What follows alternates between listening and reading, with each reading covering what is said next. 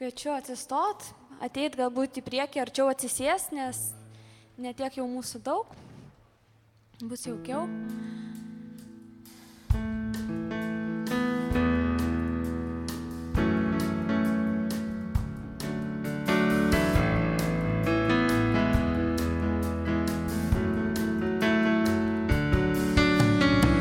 Jėzaus Kristaus krauju nuplauta nuodėmė, išgydytas liūdėmis, aš esu be abejonių, jo mirtimi išvaduotas iš ugnies amžinos, per jo šventą kraują man duotas amžinas gyvenimas. Jėzaus Kristaus krauju nuplauta nuodėmė, išgydytas jo žaizdomis, aš esu be abejonių, jo mirtimi išvaduotas iš ugnies amžinos, per jo šventą kraują man duotas amžinas gyvenimas. Šlovink mano sielą jį, viešpatį, ir nepamirški jo geradarysčių visų. Šlovink mano sielą jį, viešpatį, ir nepamirški jo geradarysčių visų. Jėzaus Kristaus krauju nuplauta nuodėmė, išgydytas jo žaizdomis, aš esu be abejonių, jo mirtimi išvaduotas iš ugnies amžinos, per jo šventą kraują man duotas amžinas gyvenimas. Šlovink mano sielą jį, viešpatį, ir nepamirški jo geradarysčių visų. Šlovink mano sielą jį, viešpatį, ir nepamirški jo geradarysčių visų.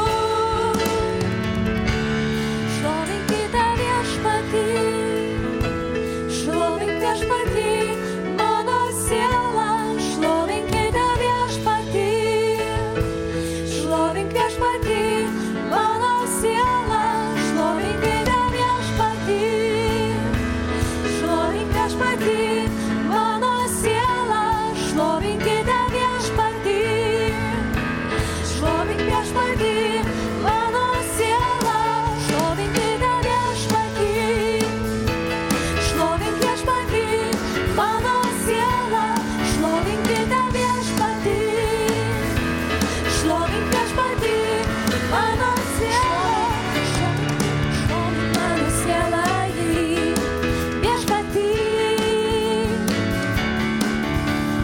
ir nepamirški jo geradarysčių visų.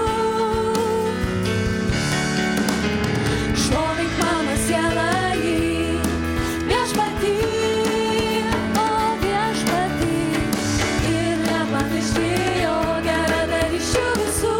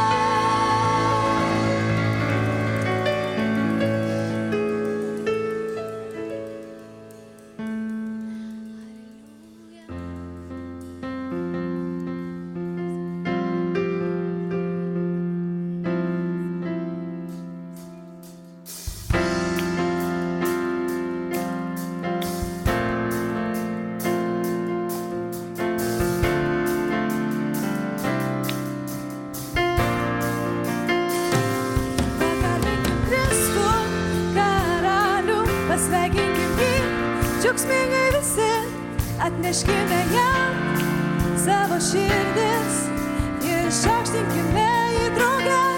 Pagarbinkim Kristų, karalių, pasveikinkim jį, džiaugsmingai visi, atneškime jam savo širdis ir išaukštinkime jį drauge. Osana aukštybėse, danguje angelai gieda džiaugsmo giesmes. Osana aukštybėse, o žemėj ramybė žmonėms. Pagarbinkim Kristų, karalių, pasveikinkim jį, džiaugsmingai visi, atneškime jam savo širdis ir išaukštinkime jį drauge. Pagarbinkim Kristų, karalių, pasveikinkim jį, džiaugsmingai visi, atneškime jam savo širdis ir išaukštinkime jį drauge. Osana aukštybėse, danguje angelai gieda džiaugsmo giesmes. Osana aukštybėse, o žemėj ramybė žmonėms. Osana aukštybėse, danguje angelai gieda džiaugsmo giesmes. Osana aukštybėse, o žemėj ramybė žmonėms.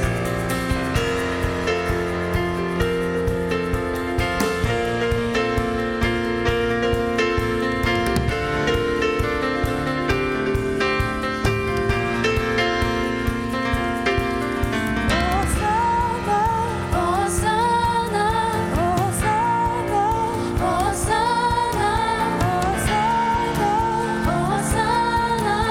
Aukštybėse. Osana, Osana, Osana, Osana, Osana, Osana, aukštybėse. aukštybėse. Osana, Osana, Osana, Osana, Osana, Osana, aukštybėse. aukštybėse. Osana, Aukštybėse, danguje angelai gieda džiaugsmo giesmes. Osana aukštybėse, o žemėj ramybė žmonėms. Osana aukštybėse, danguje angelai gieda džiaugsmo giesmes. Osana aukštybėse, o žemėj ramybė žmonėms. Haleliuja, Dieve, dėkojam Tau šį vakarą, Viešpatie Dieve. Atsiųsk savo angelus į šitą vietą, Viešpatie Dieve. Kiekvienam žmogui, Dieve, kuriam to reikia, Dieve. Atsiųsk į šitą vietą Tavo buvimą, Viešpatie Dieve, savo karalystę, Dieve.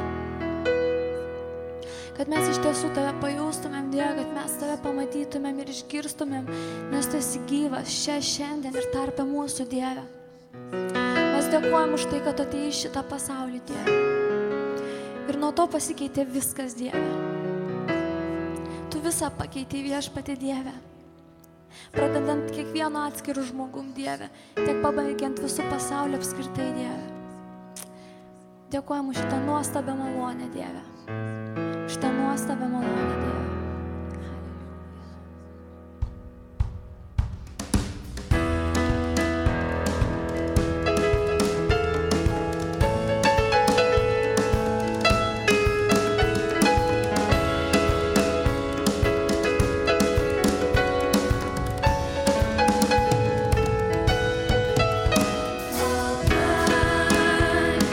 Žemė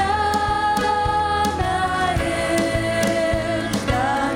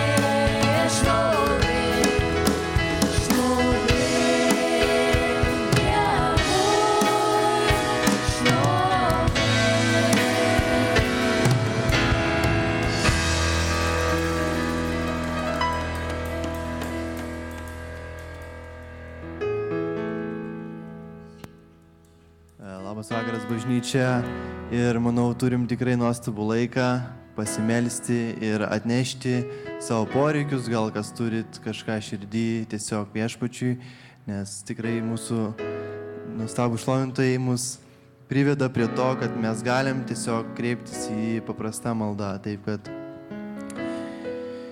viešpatie brangus Dieve, ateinam pas tave tokie, kokie esam, su visais savo netobulumais, su tuo, kad turime viešpatie, kas yra dar netobula prieš tave viešpatie. Ir tu matai viešpatie mus, mūsų širdis ir mūsų troškimus viešpatie. Ir tu matai, kad mums reikia tavęs, ir tu matai, kad mes ieškame tavęs, ateidami šį vakarą čia. Todėl prašau viešpatie, atsakyk, vesk mus ir mokyk, kaip tu vienas tas sugebi viešpatie. Dėkojam tau, palaimink mus. Amen.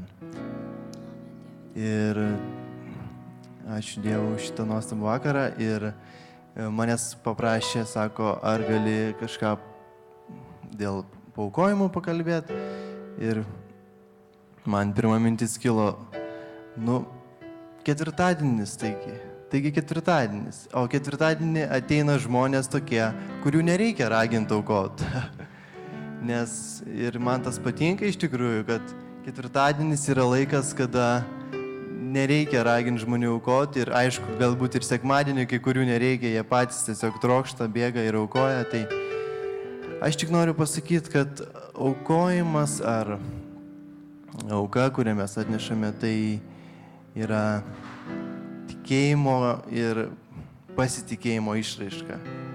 Ir todėl tegul tai atsispindi mūsų darbuose, nes tik tai vien tai, kad mes tikime, tai yra gerai, aišku, bet tai reikia ir daryti kažką. Tai yra proga. Šiandien čia ir dabar yra proga daryti kažką. Taip, kad prašau aukoti, kas turi širdį. Ačiū.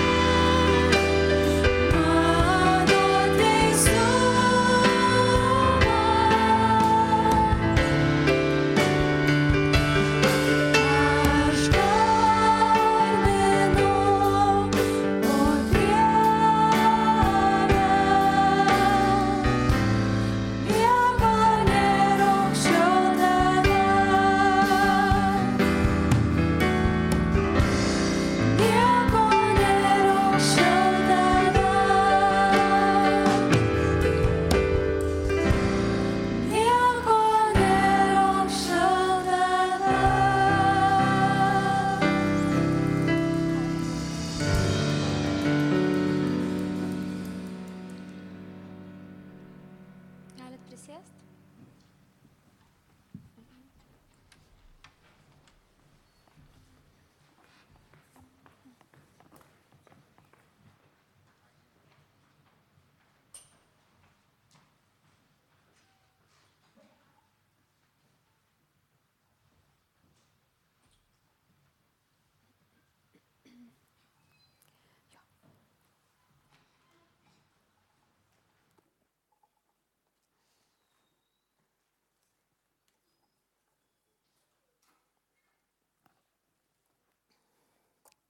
Dar kartą labas vakaras visiems. Ir galvojau, apie ką šiandien pasidalinti. Ir ko gero dažniausiai daliniesi apie tą, ko paskutiniu metu gyveni, apie tai, ką paskutiniu metu galvoji. Ir kažkaip taip susidėliojo, kad daug tokių paskutinių pokalbių visada iškildavo tema apie šventąją dvasią ir konkrečiai apie krikštą šventąją dvasią, apie kalbų būtent dovaną. Ir kažkaip galvojau, ką šiandien dalintis ir tikrai atėjo į širdį būtent šitą temą, nors aš puikiai suprantu, kokia jinai yra rimta šita tema, kokia jinai yra sudėtinga, kiek yra jo niuansų įvairių ir kiek denominacijų, tiek yra įvairių nuomonių ir mokymų ir visko. Bet vis dėlto išdrįsau paimti šitą temą ir galbūt pasidalinsiu taip, kaip aš suprantu ir tikrai iškart noriu pasakyti, kad nepretenduoju į kažkokius labai mokytojus teologinius ir taip toliau, bet gal pastorius pataisys, jeigu kur nors nuklysiu labai toli. Tai va, tai būtent šiandien bus tokia tema ir galbūt pradėčiau nuo to iš vis, kad šventoji dvasia yra vienas iš Dievo asmenų, kur mes galbūt čia tikrai dauguma esantys sutinkam, kad yra vienas Dievas trijose asmenyse, tai yra Tėvas, Sūnus ir šventoji dvasia. Ir nežinau kodėl, bet man labai sekasi su visokiais, kaip pasakytų, netradicinių religijų atstovais. Labai dažnai esu išnekuosi ir jau turbūt ne pirmas pamokslas, kaip vis pasakoju ką nors. Ir lygiai taip pat, aną savaitę vėl pas mane atėjo jehovistai ir šnekėjomės mes su jais ten gan ilgai, nežinau, gal pusvalandį, gal net valandą. Ir aš kadangi biški studijavus šitus dalykus, tai tarsi ir žinau, apie ką su jais šnekėt, kame ten yra esmė ir vienas iš tų niuansų yra tai, kad šventoji dvasia jam nėra Dievas. Beje, lygiai taip pat kaip ir Jėzus. Jam egzistuoja vienas Dievas, o Jėzus taip, tai yra Dievo sūnus, bet jis nėra Dievas, o jiems ir šventoji dvasia jiems yra, tai yra tiesiog Dievo jėga, arba kitaip sakant, Dievo energija, per kurią kažkas Dievas darė ir taip toliau. Ir aš iš tikrųjų būtent šitą niuansą paliečiau, nes aš manau, kad krikščionybė tai yra vienas iš esminių dalykų, kas yra Dievas. Ir kalbėjom su jais ir vis dėlto aš esu įsitikinus, kad šventoji dvasia, kaip pagal Bibliją, jinai yra Dievas. Kad jinai yra būtent asmuo, kad tai nėra kažkokia energija. Ir dėl ko aš apie tai taip galvoju ir iš ko taip sprendžiu, kad visas šventas žodis yra pilnas tokių dalykų, kaip šventoji dvasia apreiškė, šventoji dvasia prabilo, šventoji dvasia vedė. Tai yra kažkas, ko negali padaryti energija, tiesiog energija. Kaip energija gali kalbėti arba kažkokia tiesiog jėga, kaip daugelis šiam pasauliu šiais laikais tai pateikia. Lygiai taip pat yra rašto vieta, kurią turbūt dauguma irgi žinot, kur parašyta, neliūdinkite šventosios dvasios. Kaip galima liūdinti, nežinau, energiją, iš vis kažką, kas, yra, kaip pasakyti, tiesiog kažkoks objektas ar tik asmuo gali turėti kažkokius jausmus, tik asmuo gali turėti kažkokią perspektyvą link savęs ir ta perspektyva tai yra būtent šventosios dvasios neliūdinti. Todėl prieš pradedant būtent norėjau taip pabrėžti, kad šventoji dvasia yra tikrai asmuo ir tai nėra kažkokia substancija ir kažkur tiesiog sklandanti neaiški jėga ar energija. Ir vieno pamokslininko žymaus iš tikrųjų, kurio galbūt daug klausau ir man labai patinka, John Bevere, jisai irgi, kai kalbėjo apie šventąją dvasią ir aš iki šiandien atsimenu vieną jo mintį, kuri man tikrai įstrigo. Dėl to, kad kaip jisai minėjo, jisai sako, Senojo testamento problema buvo pripažinti Dievą tėvą, jį priimti, jo klausyti, jam tarnauti.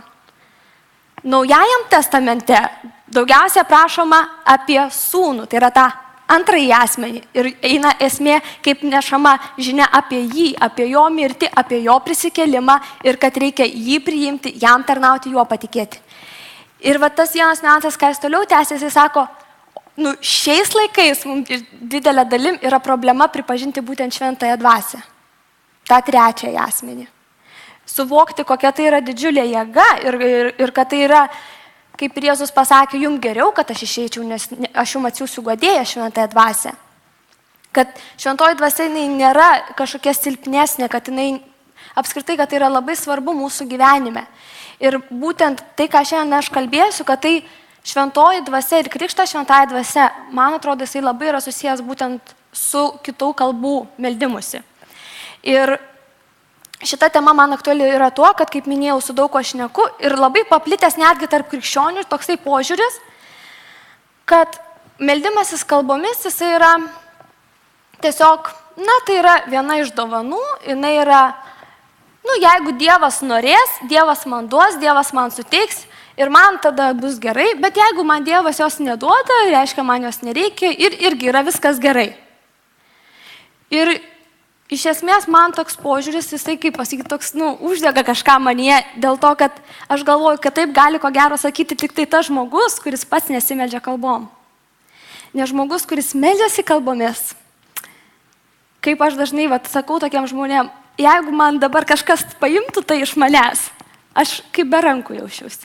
Man tai yra svarbu ir tai yra taip reikalinga, tai yra tokia didelė paguoda, kaip Jėzus sakė, jūs guodėja, tai yra tokia didelė pagalba ir parama, kad tai yra taip svarbu ir būtent aš manau, kad yra negerai tai nuvertinti ir palikti, kad tai yra nereikšminga ir tai yra vienas kažkas iš daugelio.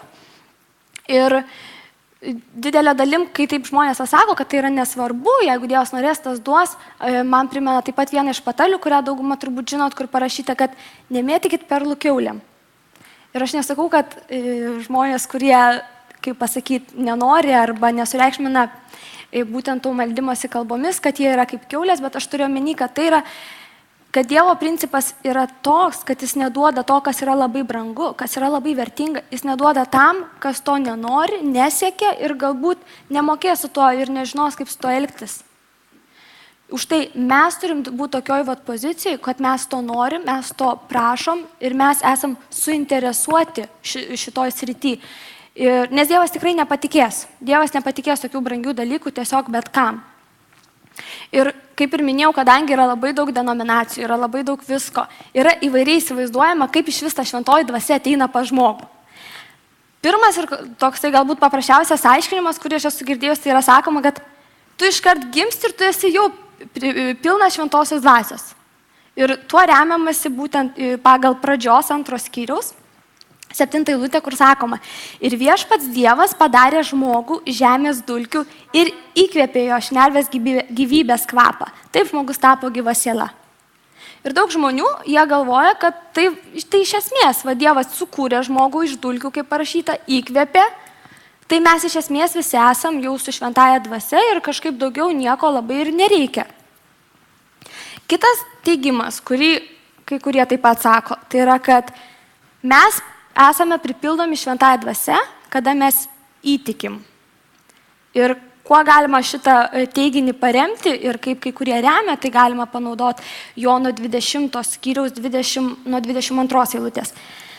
Tai pasakęs, jis kvėpė į juos ir tarė, priimkite šventąją dvasią. Kam atleisite nuodėmes, tiems jos bus atleistos, o kam sulaikysite, jos bus sulaikytos. Jėzus tai pasakė, kai jau po prisikėlimo ir kai pasirodė mokiniams, būtent ir yra šitą eilutę, kad jisai kvėpė į juos šventąją dvasią.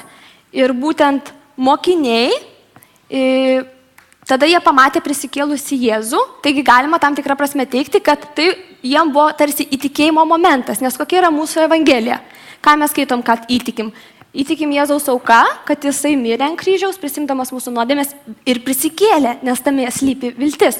Ir būtent šitam momente mokinių gyvenime, kada Jėzus jau prisikėlė, Jėzus kvepia juos dvasią. Ir daugelis žmonių teigia, kad tuos viskas ir baigėsi. Ir iš esmės, jeigu tu įtikėjai, tu esi pilna šventosios dvasios ir tau daugiau nieko siekti ir laukti nebereikia.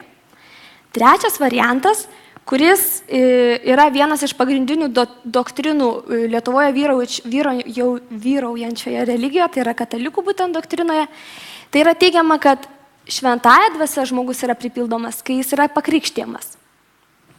Ir būtent, kai katalikai krikštė dažniausiai kūdikius, jie tiki, kad tuo metu tas žmogus yra pripildomas šventosios dvasios ir apart viso to, jis gauna visas šventosios dvasios dovanas, apie kurias mes žinom, jos yra 9 išvardintos, tai būdamas kūdikis jis jau jas gauna. Sunku kažką pasakyti, nes tarkim pati kalbų dovana arba pranašystė arba aiškinimas kalbų, kai kūdikis net nemoka kalbėti, sunku pasakyti, kaip jis ir suprasti, iš ko suprast, kad jis tas visas dovanas gavo. Ir vėliau, jeigu žinot, einama paauglystėje sutvirtinimo sakramento, tai ir skaitosi, kad tu sutvirtini ir tu vėl sutvirtini ir tą šventosios dvasios tavyje buvimą ir visą kitą. Ir kuo šitai remiama, tai yra Luko 3 skyrius, 22 eilutė, tai yra vieta apie Jėzaus pakrikštijimą. Kai jį pakrikštijo Jėzų, parašyta ir šventoji dvasia, kūniškų pavidalu nusileido ant jo tarsi balandis, o balsas iš dangaus prabilo, tu mano mylimasis sūnus, tavimi aš geriuosi. Taigi, pagal šitą vietą, taip kaip buvo Jėzui, yra padaroma tokia kaip ir prielaida, kad visi, jeigu tu tik iškart pasikrikštai, tu iš karto esi pakrikštytas šventąja dvasia. Taigi, tai yra tokie pagrindiniai dalykai, kurie galbūt, man atrodo, jie nėra visiškai teisingi ir aš nepatingėsiu ir šiandien, manau, perskaitysim ne vieną ištrauką būtent iš apaštalų darbų, kur yra kalbama apie šventosios dvasios krikštą ir kaip viskas ten vyko. Ir visos tos rašto vietos vienaip ar kitaip paneigs visus šitus mano išvardintus punktus, tai yra, ką pakartosiu, gimstant, įtikint arba pasikrikštijant. Ir mes pamatysim, kad tai nebūtinai yra susiję dalykai. Ir pirmiausiai galbūt galime atsiveršti apaštalų 2 skyrių, kur būtent yra kalbama apie sekmines. Nes mes žinom, kad būtent ta jėga iš aukštybių, tas pripildymas šventąja dvasia, jisai atėjo būtent sekminių dieną.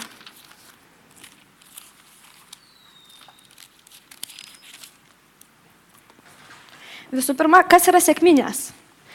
Mums kaip krikščionim, tai yra be abejo pagrindė ta šventosios dvasios išsiliejimo paminėjimas ir mes tą minim ir daugiausiai siejam su tuo, bet mes negalim pamiršti, kad žydam tuo metu tai buvo jų šventė, tai jų kaip yra nacionalinė ir jų tuo pačiu religinė šventė. Kas per ją švenčiama? Kai žmonės per Paschą, mes žinom, Pascha buvo Egipte, kai buvo avinėliai pjaustomi ir tepama jo krauju durų staktos, vėliau jie pabėgo iš Egipto ir apsistojus dykumoje atėjo viena tokia diena, kai Mozė nuėjo į kalną ir jam buvo įteiktos tos įstatymo plokštės. Tai būtent sekminės ir yra šventė to, kad Dievas davė savo įstatymus savo tautai. Ir tai vyko būtent 7 savaitės po Paschos. Už tai lietuviškai mes sakom sekminės, tai yra nuo sekma, tai yra 7, bendrašaknis žodis. Tuo tarpu angliškai vadinasi Pentecostal ir nuo penta žinom, kad tai yra 5. 5 yra dėl to, kad tai yra 5 tam tikro mėnesio diena, po 5 dienų vyksta ta šventė. Tai tokie buvo sekminės. Jie visi susirinko švęsti to, kad jie gavo įstatymus iš Dievo. Ir iš tikrųjų tokie, sakyčiau, viskas simboliškai, nes mes žinom, kad po to Jėzus apskritai daug kalbėjo apie tai, kad raidė, dvasia, kad jisai gretino šitos 2 dalykus. Ir būtent per šitą dieną, kada buvo ta įstatymo diena, išsiliejo šventoji dvasia. Ir žmonės gavo šventosios dvasios krikštą. Ir tai yra tikrai, manau, simboliškai. Ir mes žinom, kad sekminių dieną, nuo 2 skyriaus pradžios, jie visi laukė, nes Jėzus jiems sakė laukti, kol nebūsite apgaubti jėga iš aukštybių. Niekur nepajudėti, būti ir viskas.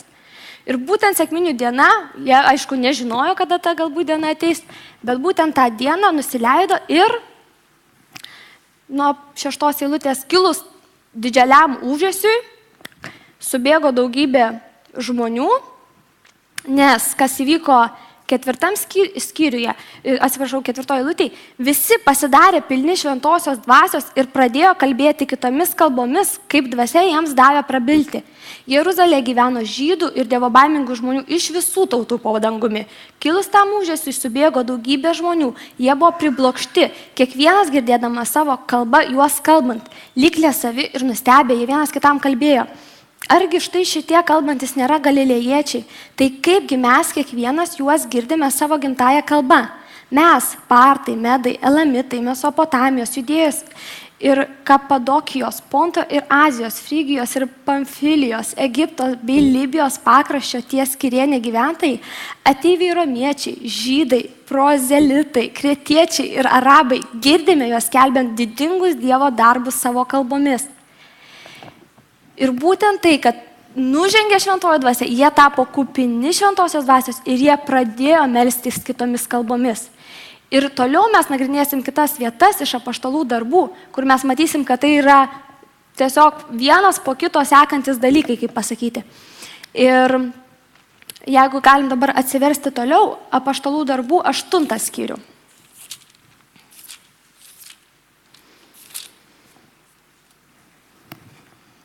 Nuo 14 eilutės. Apaštalai Jeruzalėje, išgirdę, jog Samarija priėmė Dievo žodį, nusiuntė ten Petrą ir Joną. Po sekminių mokiniai visi pajudėjo į visą Izraelį ir pradėjo skelbti Evangeliją. Ir vat būtent šią situaciją mes matom paminėtą Samariją. Ir jiem pradėjo skelbti ir nusiuntė Petrą ir Joną. 15 eilutė. Kurie atvykę ėmė melsti su samariečius, kad jie priimtų šventąją dvasią. Matyt, dar nebuvo nė vienam iš jų nužengusi. Ir jie te buvo pakrikštyti Viešpaties Jėzaus vardu. Tuomet apaštalai dėjo ant jų rankas ir tie gavo šventąją dvasią. Ką mes čia matome?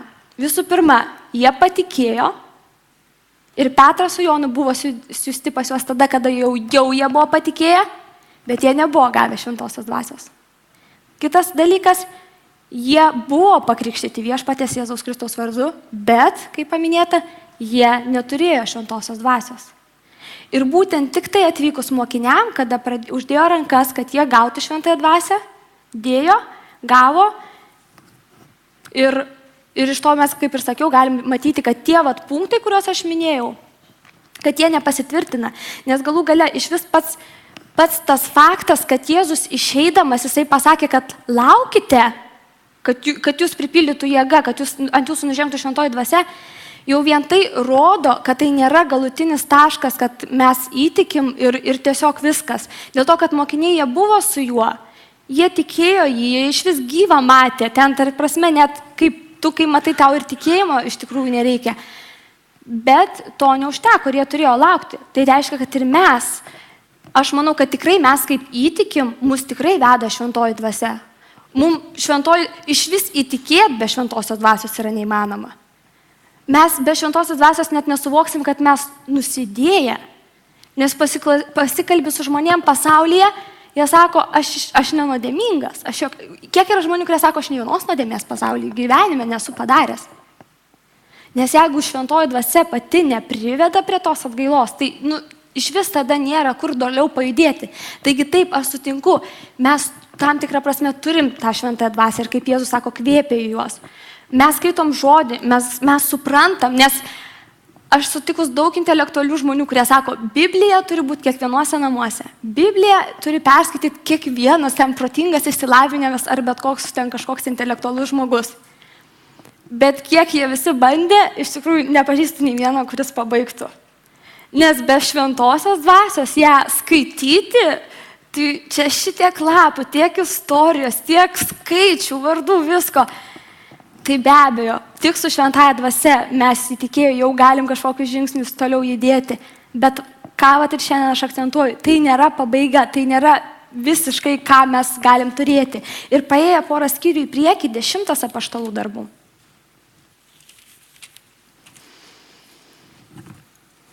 Nuo 44 eilutės.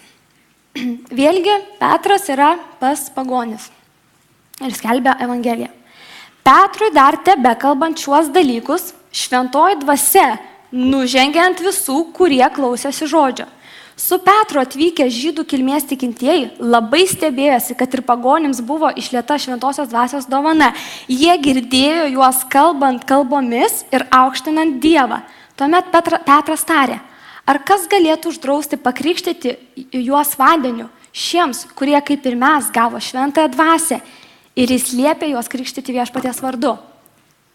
Iš ko iš viso žydai suprato, kad jie gavo šventosios dvasios krikštą? Kaip aš suprantu iš to, kad jie meldėsi kitomis kalbomis ir aukštino Dievą tokiu būdu. Ir vėlgi, ką mes matom, jie nebuvo pakrikštyti. Jie nebuvo pakrikštyti iš viso. Ir tai galbūt buvo iš vis pirmas kartas, kada jie girdėjo iš vis tokius nuostabius apie Dievą kalbamus dalykus. Ir matot, jiem net nereikėjo dėti rankų, kaip pasakyti, jie tiesiog visi prisipildė, tebeklausant žodžių. Ir taigi tai vėlgi paneigia tuos kelis punktus, kur aš sakiau, kad matot, vienur eina krikštas, po to eina krikštas šventąja dvasia. Kai kur čia pakrikštyti žmonės šventąja dvasia ir tik vėliau jie priėmė vandens krikštą. Taigi, toliau 11 skyrius. Kadangi Petras truputį, kaip pasakyt, turėjo atsiskaityti dėl to, kad jisai kalbėjo pagonims ir kad pagonis buvo pakrikštyti, jisai pats po to pasakoja apie šitą patį įvykį, kurį mes dabar skaitėm. 11 skyrius, 15 eilutė. Kai pradėjau kalbėti, šventoji dvasia nužengė ant jų, kaip ir pradžioje, ant mūsų. Jis tiesiogiai nukreipė, kad tai yra labai panašus ir, kaip pasakyti, tolygus įvykiai. 16. Tada prisiminiau viešpatie žodžius. Jonas krikštijo vandeniu, o jūs būsite pakrikštyti šventąja dvasia. Jeigu ta Dievas suteikė jiems tokią pačią dovaną, kaip ir mums, įtikėjusiems viešpatį Jėzų Kristų, tai kasgi aš toks, kad galėčiau trukdyti Dievui? Taigi mes matom, kad tai buvo toks pats reiškinys, kas įvyko apaštalam, kad tai nebuvo skirta jiem vieniem kaip kažkokiem išskirtiniam žmonėm. Nes žydai įsivaizdavo, kad iš vis tą, ką jie gavo, tą, ką jie kalba apie Jėzų, tai buvo skirta tik tai žydam. Tai buvo skirta iš vis tik Izraeliui. Bet iš tos istorijos čia buvo toks irgi vienas kaip iš svarbių labai momentų Naujajam testamente ir krikščionybės istorijai, kai jie suprato, kas mes tokie. Jeigu Dievas dovanoja dvasią pagonim, juo labiau mes galim tada juos krikštyti vandeniu. Ir toliau atsiversim 19 skyrių.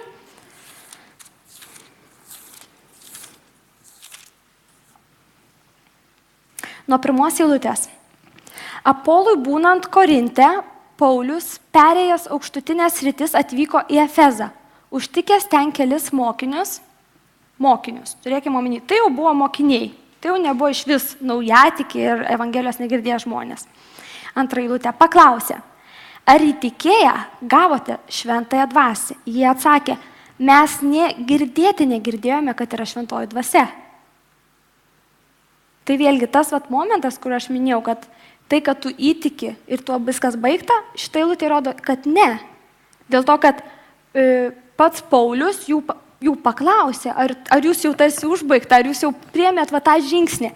Ir tada nuo 3 eilutės jis klausė toliau, kokiu tad krikštu jūs buvote pakrikštyti? Jie atsakė, Jono krikštu. Tada Paulius tarė, Jonas krikštijo atgailos krikštu, ragindamas žmonės tikėti tą, kuris ateis po jo, būtent Jėzų Kristų. Tai išgirdę jie buvo pakrikštyti viešpaties Jėzaus vardu. Kai Paulius jiem uždėjo rankas, ant jų nužengė šventoji dvasia ir jie ėmė kalbėti kalbomis ir pranašauti. Ir vėl mes čia matom tą patį momentą, kad jos Paulius, taip kaip pasakyti, jau tada pagal eilę galima sakyti, pasielgė su jais. Pirmiausiai, vandeniu pakrikštijo Jėzaus Kristaus vardu, o tada tas antras žingsnis, kaip ir jis prieš tai skaitė, Jonas vandeniu, o jūs būsite šventąja dvasia pakrikštyti, tai iš karto dėjo rankas ant jų ir vėl kaip pasireiškimas mes matom, kad tai buvo meldimasis kitomis kalbomis. Ir būtent iš šitų istorijų aš galiu daryti ir tokią prielaidą ir galima sakyti išvadą, kad vis dėlto pripildymas šventąja dvasia, krikštas šventąja dvasia, apgaubimas jėga iš aukšto. Tai yra įvairūs, mano nuomonė, sinonimai, kurie Biblijoje yra vartojami. Tai yra visiškai atskiras įvykis kiekvieno tikinčio krikščionio gyvenime. Kaip ir sakiau, taip tu buvai sukurtas, taip tu įtikėjai, taip tu pasikrikštijai, bet galbūt yra tas vienas žingsnis, kur tau reikia pripildytam būti šventosios dvasios. Ir būtent vartojama žodis pakrikštyti šventąją dvasią, angliškai baptism, ir tai yra graikiškas žodis, ir tai nėra angliškas žodis, anglai tiesiog paėmė iš graikų tiesioginį žodį ir tiek. Ir būtent tas žodis jisai reiškia nardinti, tiesioginė žodžio prasme, į vandenį. Už tai mes, mūsų, pavyzdžiui, kaip sekmininkų, taip pat baptistų, kai mes krikštėjam vandeniu, tai mes ne tiesiog kažkiek uždedam vandens ant žmogaus, bet mes priimam tą tiesioginį nurodymą, kad tas žodis iš tiesų reiškia nardinti ir nardini žmogų į vandenį pilnai. Bet lygiai tas pats turi įvykti ir su šventąja dvasia. Nes šventąja dvasia naudojamas lygiai tas pats žodis krikštas, tas angliškas žodis. Ir tai yra, kaip sakau, atskiras visiškai dalykas. Ir galiu papasakoti iš tikrųjų savo asmeninę istoriją, nes aš meldžiuosi kalbomis, aš įtikėjus, aš pasikrikštis, kaip pas mane viskas buvo. Ir turbūt vis tiek daug ką žinot, kad aš į bažnyčią atėjau su savo seserim, mano tėveliai netikėjo. Ir aš tiesiog mus vesdavo į sekmadieninę vaikų mokyklėlę ir tu tiesiog, kas buvę vaikai arba kas nebuvę papasakosiu. Ten eini, tada pagėdi, ten pagroji, mums duodavo barškučių, iš vis aš kur būdavau, tai ten net instrumentų jokių nebūdavo, ten tiesiog visi dainuodavo. Ir tada tau pasako kokią nors istoriją Biblijos su visokiais paveiksliukais, ten medžiaginiais žmogeliukais, kaip viskas buvo. Tada tu turi vaidinti, kažką daryti. Ir tai atrodytų, vaikų žaidimas, ne? Tiesiog. Bet vieną sekmadienį mes atvažiavom ir viena mokytoja sekmadieninės mokyklos, jinai sako, viskas, aš įsikraustau į Vilnių ir šitas sekmadienis man yra paskutinis kartas, kai aš esu su jumis.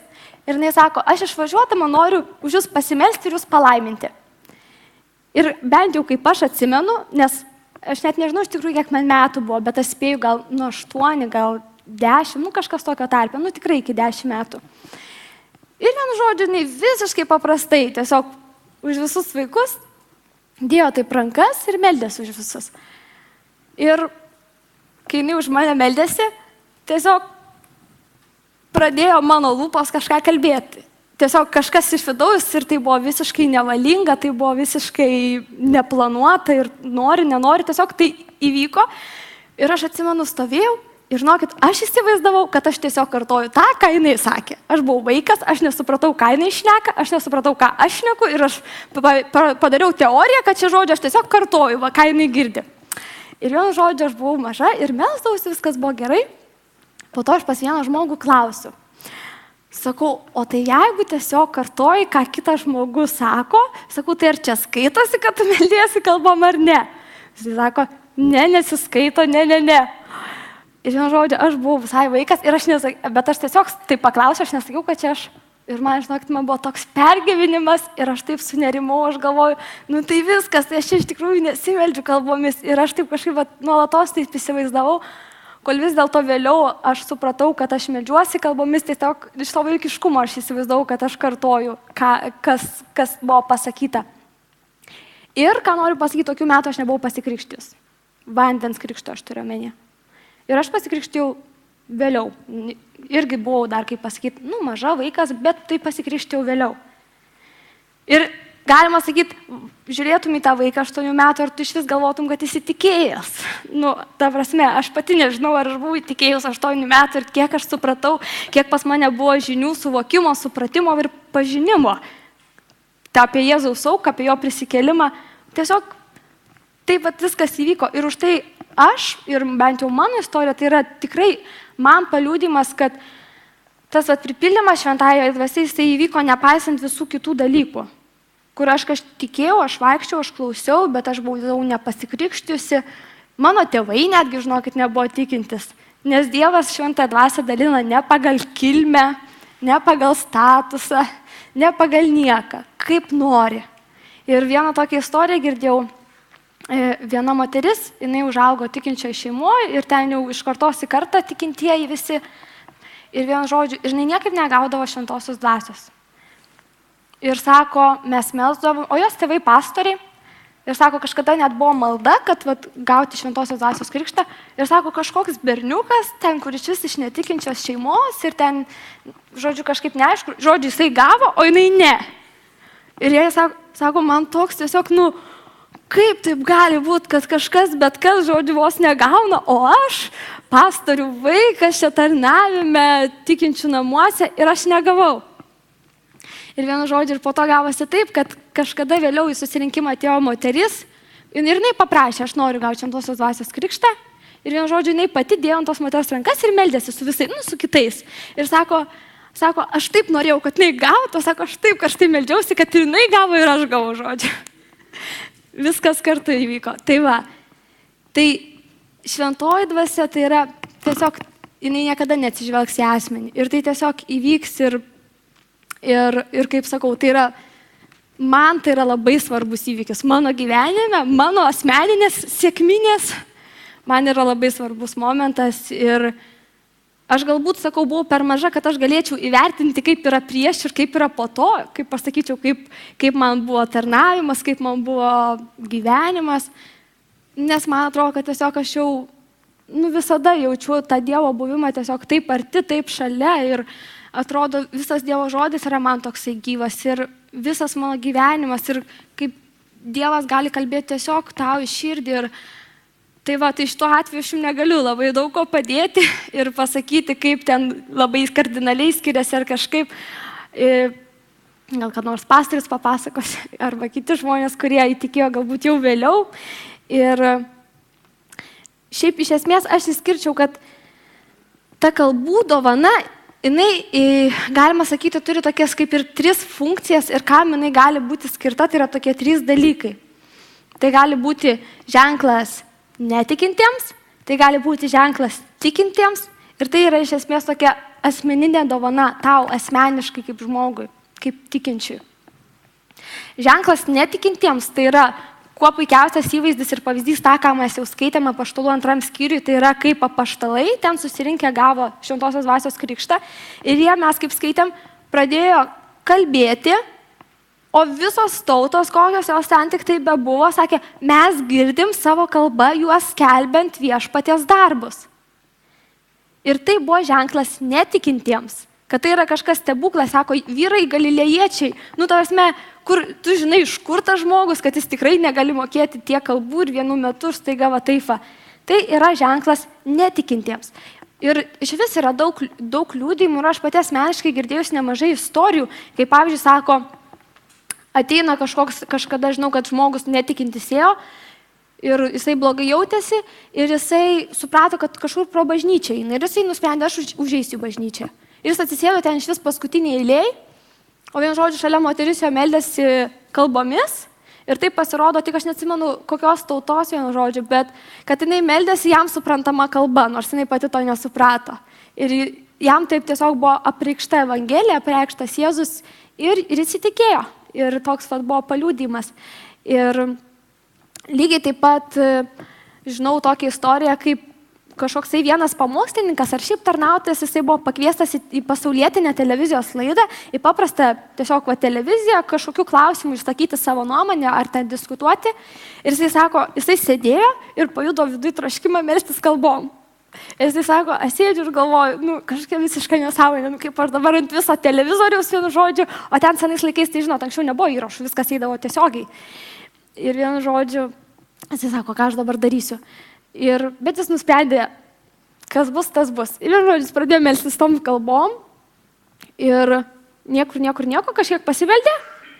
Ir vienu žodžiu, visi tos studijos kiti dalyviai toliau viską tęsė ir tarsi nieko nebuvę. Nežinau, kokiu būdu Dievas ar pridengė, ar kažkaip, žodžiu, kad nieko.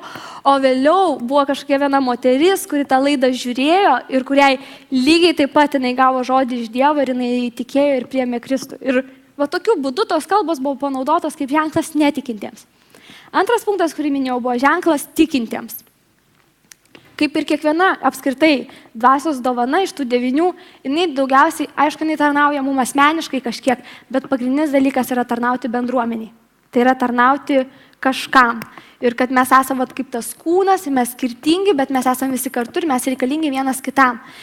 Tai aš asmeniškai nesu girdėjusi realiai, kad žmogus kalbėtų kitom kalbom ir kažkas stovėtų ir verstų, kaip yra kita dovana, aiškinimo dovana. Bet įrašas aš esu mačius, kaip ateina 2 žmonės ir tas žmogus jisai tiesiog pakalba kažkokiam kitom kalbom nesuprantamom, o šalia jo stovi žmogus ir jisai aiškina, jis naudoja tą aiškinimo dovaną. Ir tai gali būti kažkoks apreiškimas, tai gali kažkokiam asmeniškai būti žmogui, būtent tikinčiai bažnyčiai, kad toks dalykas atsitiktų, išgirstum ir kažkas būtent iš Dievo. Ir tai bus ženklas tikintiems, kaip tos kalbos pasitarnaus bažnyčiai arba bendrai, arba kažkokiam žmogui atskirai. Ir trečias, be abejo, galbūt, kur dažniausiai naudojam, kaip ir sakiau, ta asmeninė dovana. Kiekvienam iš mūsų, aš kaip sakiau, tas, kas meldžiatės, jūs žinot, ką aš turiu omeny. Kaip ir Biblijoje parašyta, kartais mes nežinom, ko melstis, bet dvasia žino. Arba kartais mes būnam nepajėgus, bet dvasia mus užtaria maldavimais ir dūsavimais. Kai tikrai būna tokios akimirkos, kai tu jau pats nežinai nei ką pasakyti ir realiai jau net nenori nieko sakyti.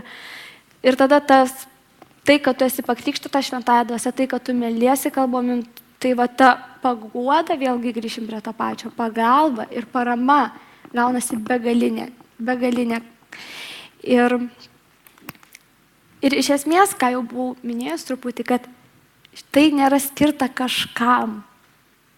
Tai nėra skirta pastoriui, lyderiam, tarnautojam, evangelistam tik tai, ar nežinau, kam jūs įsivaizduojat, kas yra labai labai aukštai ir labai kažkokioje svarbioje pozicijoje, kad tik tai jiem reikia melstis. Mano giliu įsitikinimu ir kaip aš matau Dievo žodį, tai skirta visiems. Dievas nori, kad visi tai turėtų. Ir mes galim paskaityti 1 Korintiečių 12 skyrių.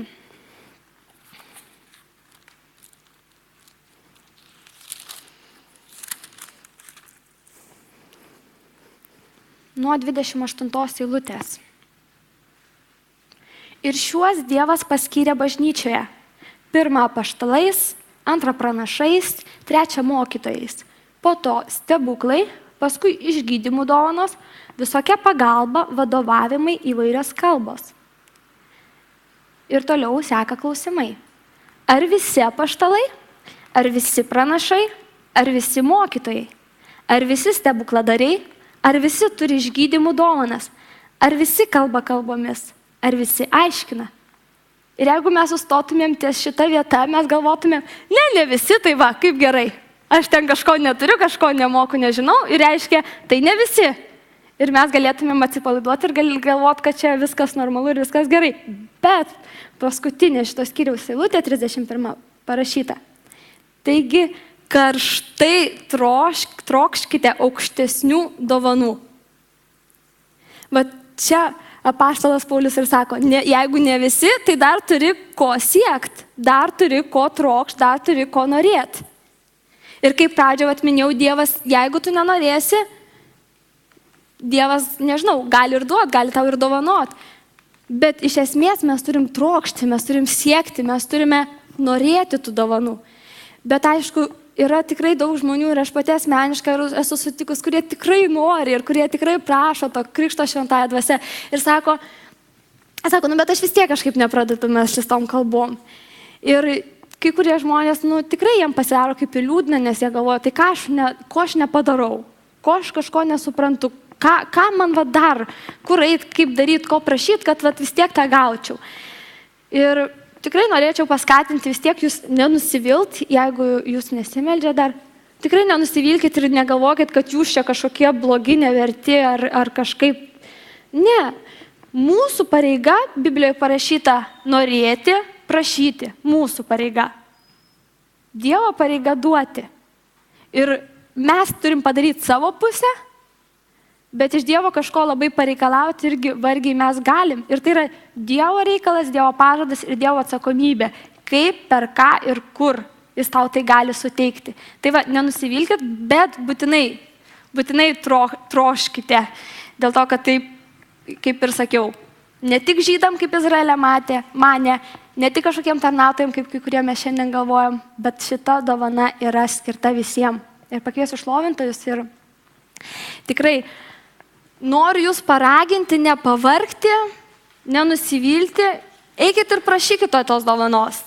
Turim vieną pastorių, turim antrą pastorių, turim vyresniuosius, atvažiuoja daug pateptų tarnautojų. Nežinau, kiekvienam yra skirta savo, kiek jums reiks prašyti. Sakau, aš nežinau, ar aš labai prašiau, neatsimenu, bet galim reiks eiti 10 kartų, aš nežinau, kiek reikės.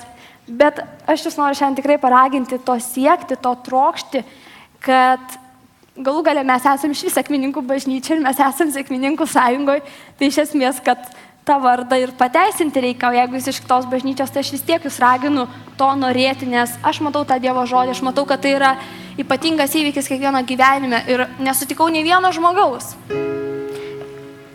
kuris būtų pakrikštyta šventąja dvasia, kuris melstųsi kalbomis ir kuris tai sakytų, kad ai, man nepadarė jokio skirtumo, nieks nepasikeitė, viskas kaip buvo, taip ir liko. Manau tikrai, jeigu šiandien paprašyčiau, čia galėtų išeiti daug žmonių, kurie pasakytų, kaip tai įvyko jų gyvenime, kas po to pasikeitė. Galėtų kiekvienas papasakoti kažkokį įvykį, kur nepaprastai įvertinai tai, ką turi, tą, ką Dievas tau padovanojo. O tie, kurie turit, tai dar yra 8 dovanos, kaip ir sakiau, tai mes vis tiek neturim vietos pasididžiuoti. Ir jeigu mes naudojam tą dovaną tik tai savo asmeniškai, va mes savo meldžiamės ir taip toliau, tai vėlgi mes turim pasitemti, kad galbūt atsirastų kažkas, kas aiškina, gal tu pats pradėtum aiškinti. Žodžiu, ir vieniem, ir kitiem yra ko prašyti, yra ko siekti, yra ko norėti ir dėl to mums reikalingas Dievas ir mums reikalingi esam mes, vienas kitam, visi čia esantis. Todėl kviečiu atsistoti ir malda, pabaigsim ir giesme. Ir pastorius dar yra, tai turėkit omeny. Dėkojam tau Viešpatie Dieve už šitą vakarą, Dieve. Ir tikrai pagal šiandien tą temą aš dėkoju už tavo šventąją dvasią, Viešpatie, kad tu viską taip sudėliojai. Dieve, tu atėjai pas žmonės, tu norėjai, kad jie būtų tavo tauta, Dieve. Vėliau tu atsintėjai savo sūnų, Viešpatie Dieve, kad mes būtumėm išgelbėti, Dieve, kad mes būtumėm švarūs tavo akise, Dieve, kad mes būtumėm tau priimtini per jį, per jo kraują, per jo auką, Viešpatie. Bet tu panorėjai, Dieve, tu taip suplanavai, tai reiškia yra geriau. Tu paėmei savo sūnų pas save, Dieve, ir tu pasakai, kad atsiųsi šventąją dvasią, Dieve. Ir mes dėkojame už šitą tavo nuostabų planą, Dieve, kad Jėzus būdamas šitoj žemėje, jis negalėjo būti visur, Dieve, jis negalėjo kiekvieno paliesti, Dieve, jis negalėjo kiekvieno galbūt uždėti rankas, Viešpatie. Kūnas įribojo, bet tu turėjai aukštesnį planą, Viešpatie, ko mes nebūtumėm niekada nesugalvoję, Dieve. Tu atsiuntei dvasią, Dieve, kurio yra visur, Viešpatie. Ir kai mes įtikim, mes parašyti esam tavo šventikla, kuriuose gyvena šventoji dvasia, Dieve. Ir mes galim jausti ją viduje, Viešpatie, Dieve. Mes galim šauktis pagalbos, Dieve, mes galim melstis. Ir aš šiandien ypatingai meldžiu, Dieve, už tos žmonės, kurie trokšta tavo dvasios, Viešpatie, Dieve, kurie nori prasiveržimo, Dieve, kurie nori gauti tą jėgą iš aukštybių, Viešpatie, panirti joje, Dieve, apsirengti tiesiog ją, Viešpatie. Aš meldžiu tiesiog dabar, tu išsiliek, Dieve, ant gamtinių būdų, Dieve. Tu duok patep siūs žmonės, patep, Viešpatie, Dieve, kad nei vienas nestokotų, Dieve, kad bažnyčia būtų pilna šventosios dvasios, kad bažnyčia būtų pilna visų malonės dovanų, Viešpatie, Dieve, kad mes nieko nestokotumėm, Dieve, kad galėtų sergantis išgyti, Viešpatie, Dieve, kad matytumėm stebuklus, Dieve, atsakymus, kad, Dieve, mes gautumėm pranašystės, išminties žodžius, Dieve, kad mes atskirtumėm dvasias, Viešpatie, Dieve. Mes pasitikim tavimi ir mes žinom, Viešpatie, Dieve, kad kaip tu norėsi, taip ir bus, Dieve. Bet mes norim, Dieve. Šiandien mes sakom, mes siekiam tavęs, Dieve. Mes siekiam tų dovanų, Viešpatie, tų perlų, kuriuos tik tai tu vienas gali dovanoti, Dieve. Uždėti juos mums ant rankos, Dieve, ant mūsų kaklo, Dieve. Haleliuja, Dieve, tikrai nuženk šventoji dvasia, Viešpatie, Dieve, kad mes neapsiprastumėm su eiliniais tarnavimais, Viešpatie, Dieve, bet kad kiekvieną kartą, kai mes susirenkam, Dieve, pakiltų užesys žmonių, kurie meldžiasi kalbomis, Viešpatie, Dieve, pakiltų šventosios dvasios vėjas, Viešpatie, Dieve, ir dalykai aplink mus keistusi, Viešpatie, Dieve. Jėzaus Kristaus vardu meldžiu už kiekvieną, Dieve, už kiekvieną tavo patepimo, Viešpatie, Dieve, už kiekvieną tavo kūno narį, Viešpatie, Dieve, kad mes būtumėm, Dieve, sveikas kūnas, Dieve, kad mums netrūktų nei vienos dalies, Viešpatie, Dieve, kad nei vienas iš mūsų nepasipūstų, nei vienas iš mūsų nepasididžiuotų, Viešpatie, Dieve, laikytumėm aukščiau vienas kitą, Viešpatie, patarnautumėm visų kuo, Dieve, ir nei už nieką niekada nepasipūstumėm, Dieve, ko mes turim, ko nebūtumėm gavę, Dieve, apie ką bekalbėtumėm, ką paimtumėm, Dieve, visą mes gavom tik tai iš tavęs, Viešpatie, Dieve. Palaimik šį vakarą, Dieve, dėkojam tau. Haleliuja.